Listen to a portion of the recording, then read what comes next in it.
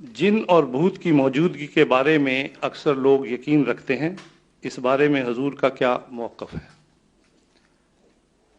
قرآن کریم نے جنوں پر ایمان لانے والوں پر ناراضگی کا اظہار فرمایا ہے اور ان کو جہنمی قرار دیا ہے، تو موجودگی کے متعلق خیال کر لینا کہ موجود ہے کوئی چیز اور بات ہے، اس پر ایمان لانا ایک بالکل اور مسئلہ ہے۔ ایمان صرف مبادیات پر ہے، اللہ، کتاب الہی، فرشتے، کتاب الہی، انبیاء اور یوم آخرت، یہ ایمانیات ہیں۔ باقی چیزیں ہوں یا نہ ہوں، یہ ایمانیات میں داخل نہیں ہے۔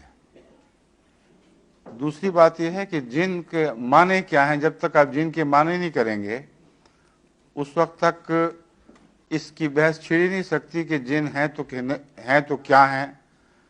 جہاں تک ان کے وجود کا تعلق ہے، شیطان بھی تو ہے، لیکن اس پر ایمان لانا تو ضروری نہیں، بلکہ ایمان کی نفی ضروری ہے۔ بس ان دو لفظوں کو آپس میں ایک دوسرے کے ساتھ مدغم نہ کریں۔ جن لازماً ہیں کیونکہ قرآن میں ان کا ذکر ہے، یہ بحث اٹھنی چاہیے کہ جن ہیں کیا چیزیں ہیں وہ، اور قرآن کریم نے جہاں جہاں جن کا لفظ استعمال فرمایا ہے، کیا اس استعمال سے اس قسم کے فرضی جن ثابت ہوتے ہیں جو مولویوں کے تصور کے جن ہیں، جن کو قابو کر کے ان سے کام کروائے جا سکتے ہیں، چوری کے بھرے ہوئے مرغے منگوائے جا سکتے ہیں، محبوبوں کے دل جیتے جا سکتے ہیں، وغیرہ وغیرہ۔ یہ فرضی کہانیاں ہیں۔